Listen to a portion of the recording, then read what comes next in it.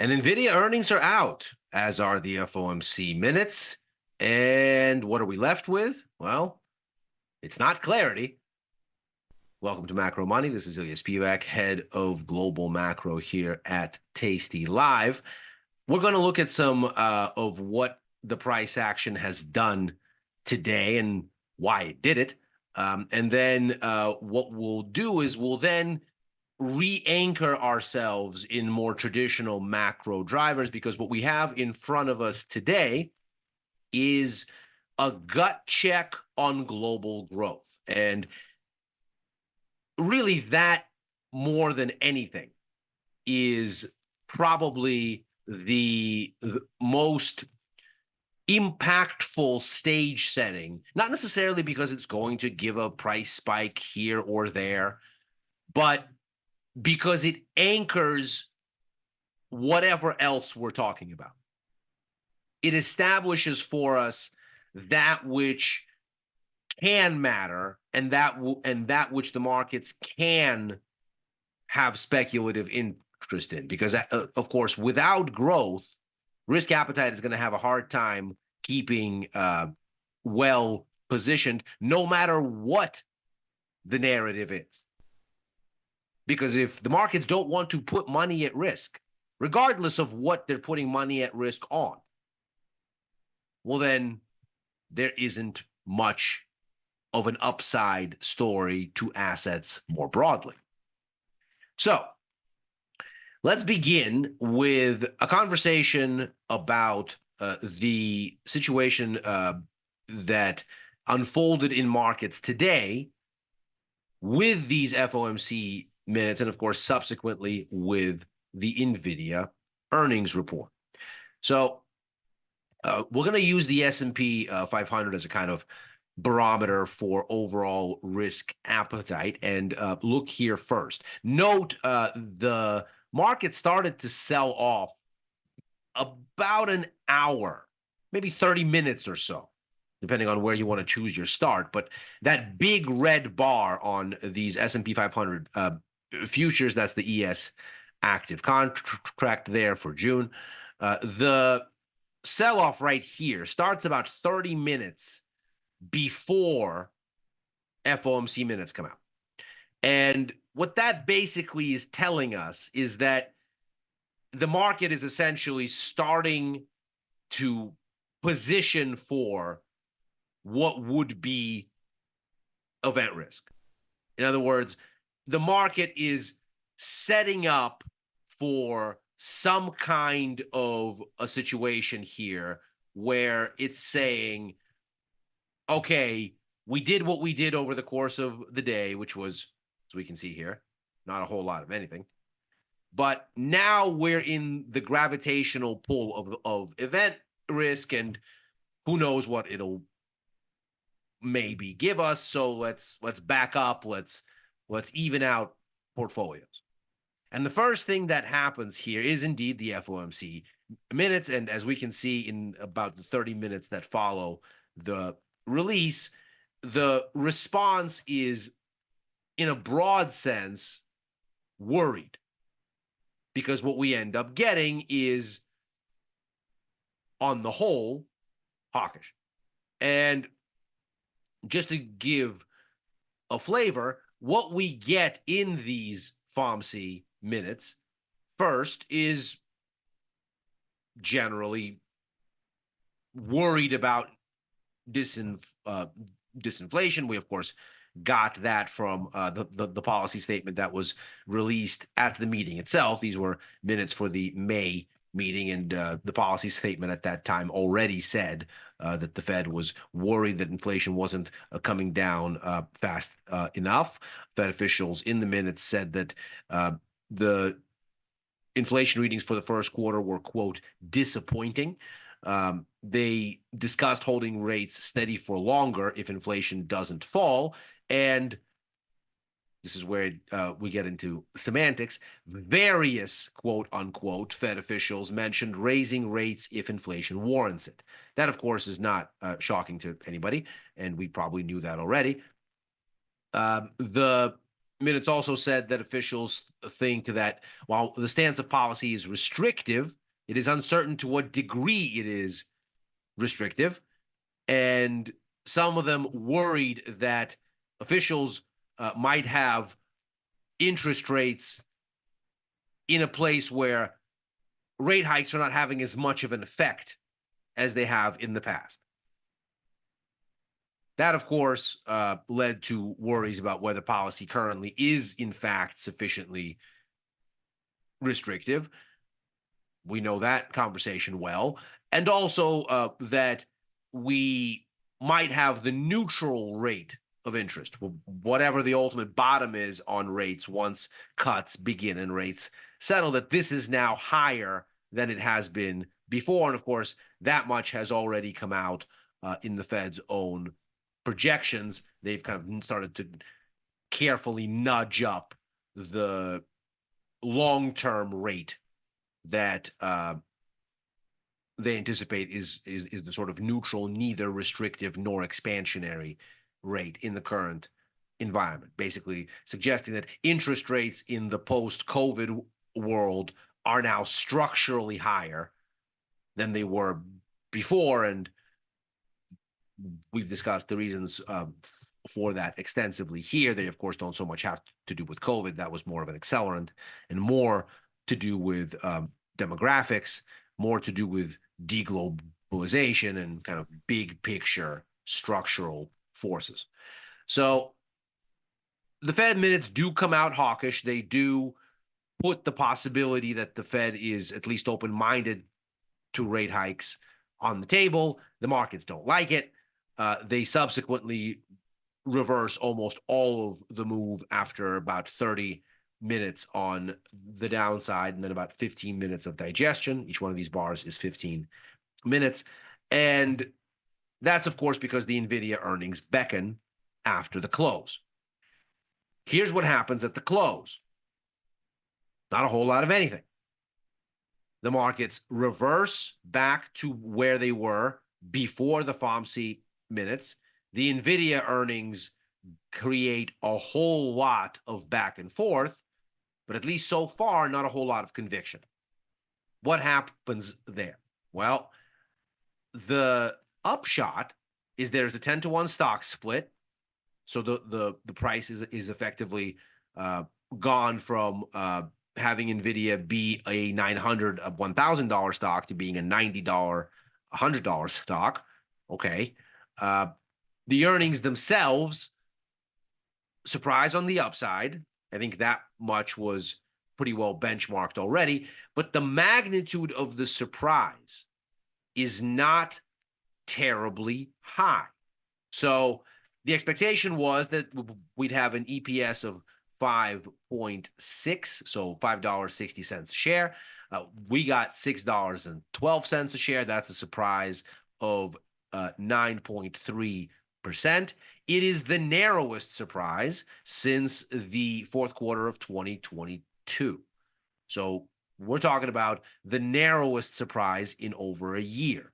The norm for last year, sort of in the heat of AI speculative fervor, was something on the order of 25, 26% on average. So what this is a modest surprise on the upside.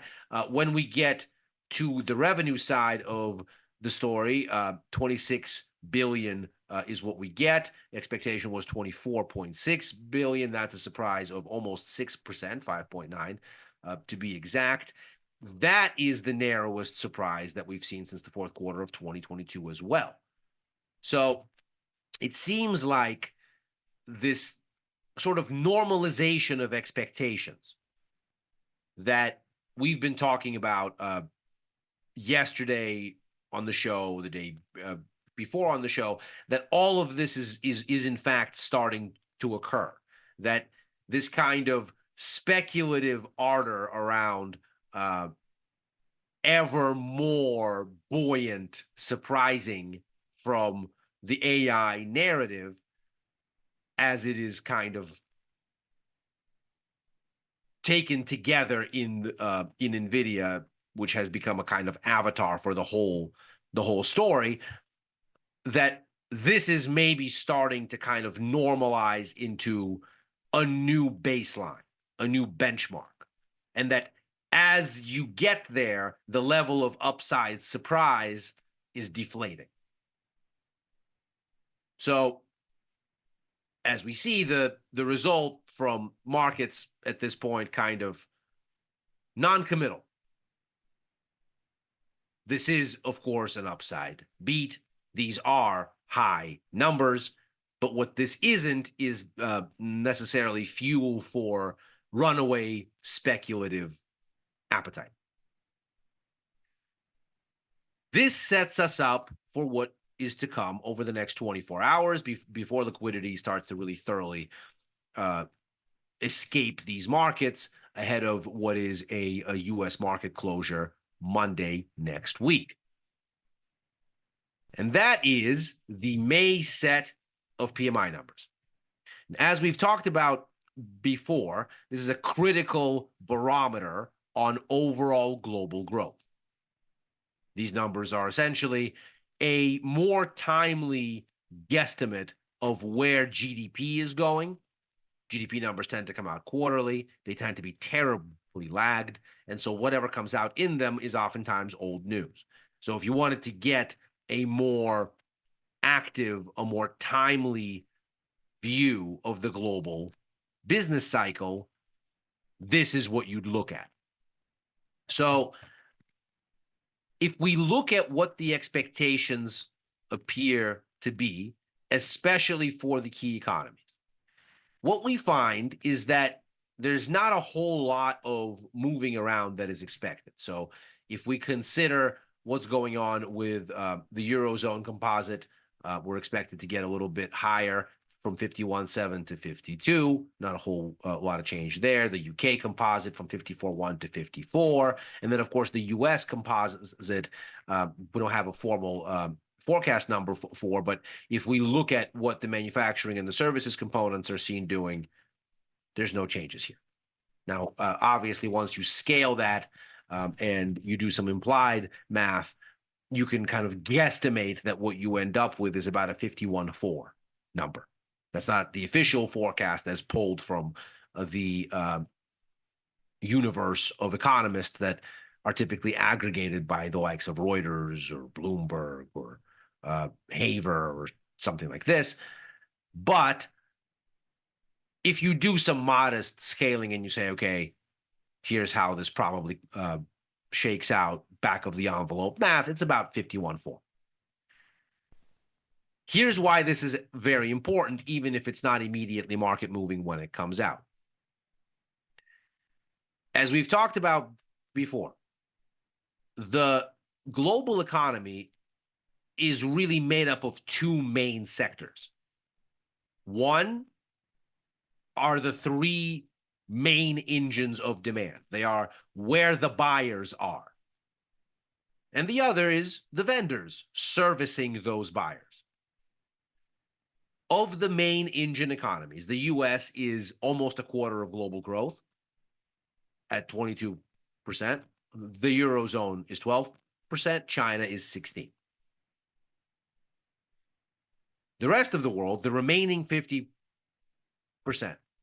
generally services demand from those three areas. So think Canada and Mexico for the US, think Central Europe, Nordic Europe for the Eurozone, think Australia, New Zealand, most of East and Southeast Asia, some Africa and Latin America for China. So just the three of them are 50% of global growth. But when we consider that their demand also powers demand everywhere else to a large extent, their level of contribution is even greater. Why is this important? Well, we can see here that what we saw at the beginning of this year was a pointed upswell from all three. That upswell has been powered to some extent by a tepid recovery in the Eurozone, but mainly by reacceleration in the US. China has managed to do a little bit of something, but that economy still remains broadly anemic. What we see here, though, is a very positive story for overall risk sentiment. Is it really any surprise that we've seen an upswell in stocks in the fourth quarter of last year and in the first quarter of this year? Consider what happened. Here's December. In the fourth quarter of last year, a slide in global growth from the middle of 2023 stopped. And in the first quarter of this year, the economy on the whole reaccelerated. In the blue bars here, by the way, is the official JP Morgan global PMI that takes in all of the world's economies, but we can see the extent to which the average for the top three is approximating the trend for that whole. What you see here as well is that when you start to get into the second quarter, April marks the first time that you have a downturn in global growth, a slowdown, not a contraction, certainly. We're above 50 here. 50, of course, in the logic of PMIs is the make or break point here. Above 50 is growth, below 50 is contraction. And the further you go above, the faster the growth. The further you go below 50, the faster the contraction. April is the first time that you get a contraction since back here, since the start of 2023, and this kind of down leg in growth. And that, of course, raises very interesting concerns, because it's very easy to say, oh, well, the Fed is stopping its rate hike cycle. This is late October, early November. And global growth seems to be at the very least anchoring and then accelerating. What is there to not be happy about in that environment? Cheaper credit in the future. That's a tailwind for all manner of economic activity and risk taking. And the global economy is doing better. It's a Goldilocks environment. Well, what did we hear from the Fed?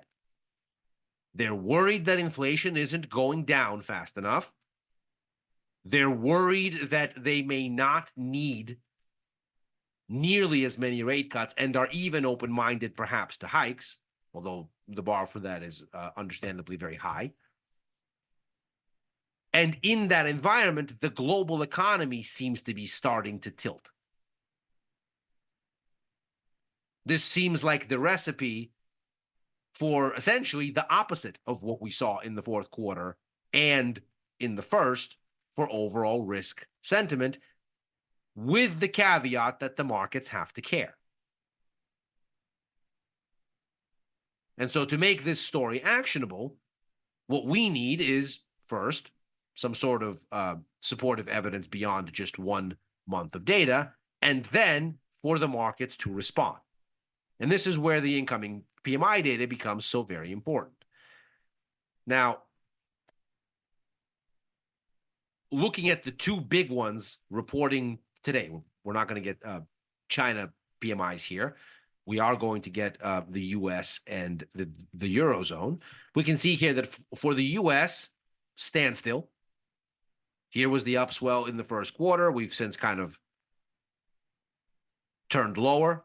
April is right here. And May is expected to be essentially even keel. No growth nor contraction in manufacturing. A little bit of growth in services, giving us a little bit of growth overall. A leveling out in the Eurozone a little bit. We can see that since the beginning of the year, the Eurozone emerged from a protracted period of contraction. April was the second month of growth after 9 months of shrinking overall. So that economy is exceedingly weak. Remember, these are not absolute levels. This is growth rates, as it were. And so these are measures of activity and the speed of it. So we did return to positive activity growth in March and April after that contraction in the Eurozone, powered by a pickup in the service sector. But the absolute levels of growth, of course, need to build quite a bit more to really get momentum going. So we're looking for a little bit of a extension here, but the pace seems like it's expected to come in a little. Manufacturing still in the doldrums here in contraction territory. And of course, this all would be relatively okay. None of this screams like there is trouble ahead, except with the recent turn in US economic data, we have also seen a broad-based deterioration globally. Because, of course, China has been so anemic and the Eurozone is only 2 months out of a 9-month contraction streak, it has been the US that has been the engine du jour that's kept this whole thing going. For most of last year, the Eurozone was not a positive contributor, and China hasn't been a positive contributor with any kind of vigor since reopening after COVID, and needless to say, even less of a contributor before that. The three-legged stool that is the global economy has been basically teetering on one leg, and that's the US.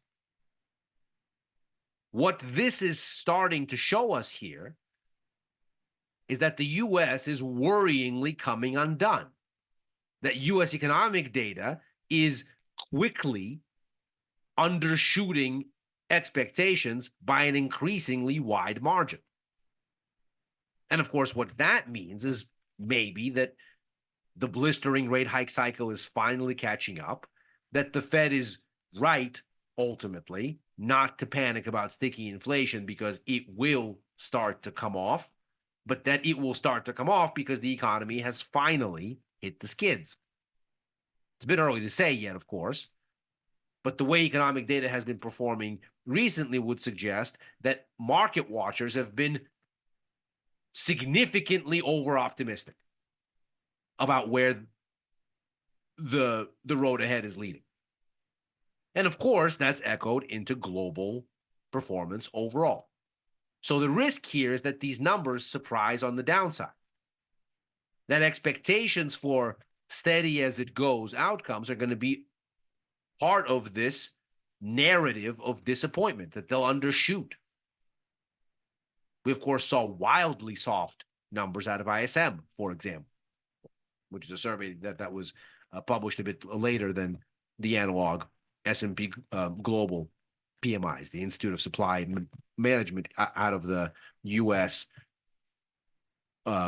Is putting together something that's essentially the same methodology, similar methodology, and those numbers were woefully bad when they came out for April. So perhaps they were foreshadowing something that would invariably arrive here in overall data and then in the May set of PMIs from S&P Global. So as we look at this then,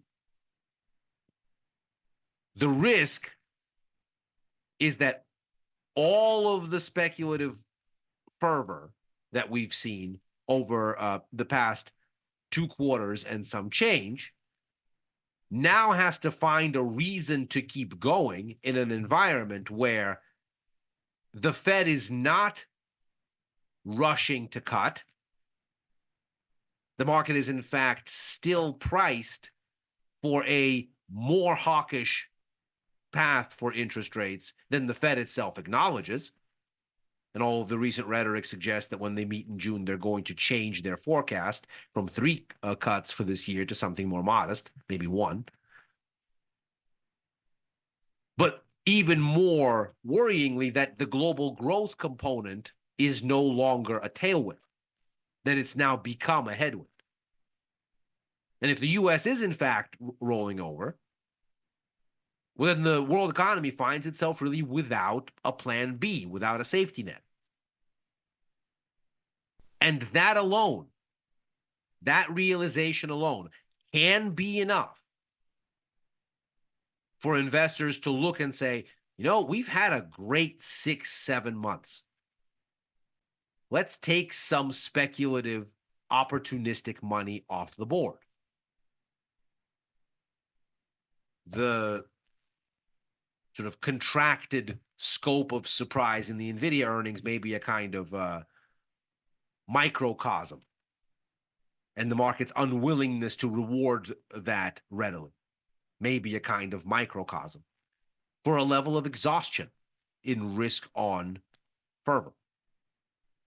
And if the PMIs ultimately signal as much, if they disappoint and the market takes that poorly, well, then perhaps we are indeed looking at an important turning point, not just for one set of assets or another, but for risk appetite market-wide, writ large, which is a negative set of circumstances for stocks, a positive set of circumstances most likely for the US dollar, maybe a positive set of circumstances even for the Japanese yen, although it's been muddy a bit lately. And perhaps bond markets finally start to break higher because the case for interest rate cuts becomes better anchored, just for the wrong reasons when it comes to overall risk taking. And that is Macro Money for today. As ever, we are here Monday through Thursday, right after Overtime, a show that I co-host with Dylan Radigan and Chris Vecchio, looking at the Wall Street close and where things are going, most likely at least, thereafter. I'm back on with Chris for Futures Power Hour on Fridays. I'm on with the great Victor Jones tonight for The Price of Truth. That's a mere 30 minutes after this show wraps, so definitely come and join for that. I'm back on with Victor for First Call, along with Tom on Sundays, writing for the news and insights portion of tastylive.com, and opining sporadically on Twitter, X, whatever, at Ilya Spivak. Thanks very much for joining. See you soon.